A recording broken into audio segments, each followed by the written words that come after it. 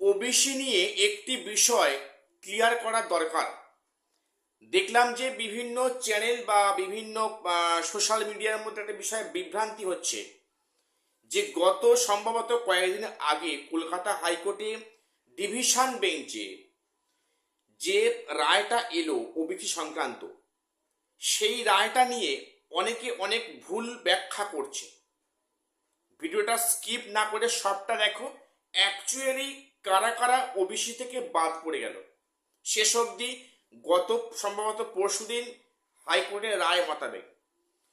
তো প্রথম বলি যে ওবিসি আমরা জানি যে 66টা যে জনগোষ্ঠী আছে ওরা কিন্তু আসল এবং পুরনো ওবিসি।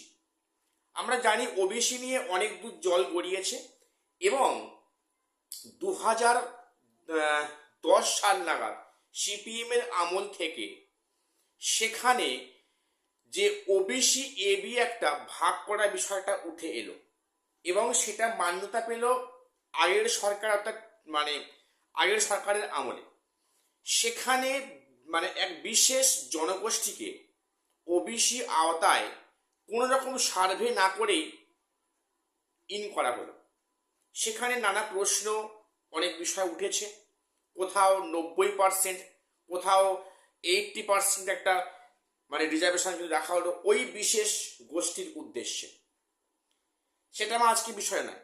বিষয়টা যে গত পরশু যে রায়টা দিয়েছে কলকাতা হাইকোর্ট থেকে কাদের পুরোপুরি বাদ, সেখানে পরিষ্কার বলা হয়েছে যে 2025 সালে ইস্যু হওয়া, অর্থাৎ ঠিক ভোট প্রক্রিয়া আগে বলছি, 2025 সালে, অনলি 2025 সালে ইস্যু হওয়া যাবতীয় সার্টিফিকেট ওবিসি সমস্ত ক্যান্সেল। সে ওবিসি এ কি আর ওবিসি বি কি।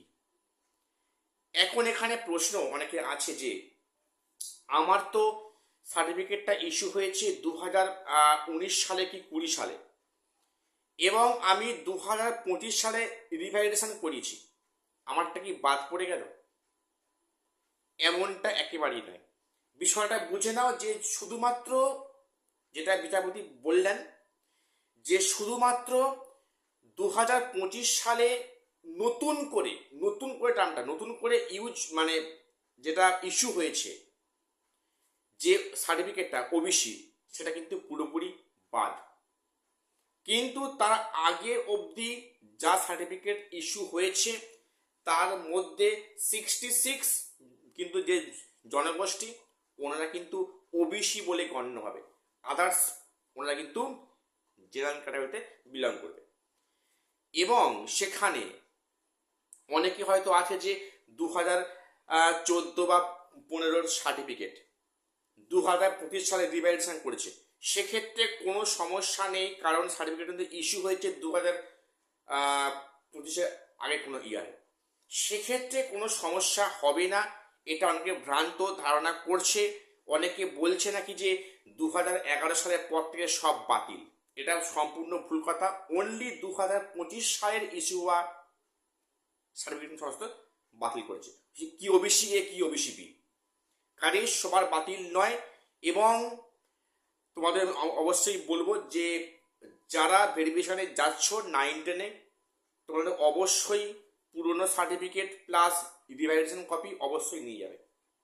ওটা করলে কিন্তু খুব ভালো, ওটা খুঁজছেন। কাজেই যাদের একান্ত রিভ্যালিডেশন নেই তারা ওল্ড সার্টিফিকেট নিয়ে যাবে, কিন্তু যাদের হাত লেখা সার্টিফিকেট আছে তারা কিন্তু অবশ্যই ডিজিটাল সার্টিফিকেট নাম্বারটি সঙ্গে করে রাখবে বা নিয়ে যাবে।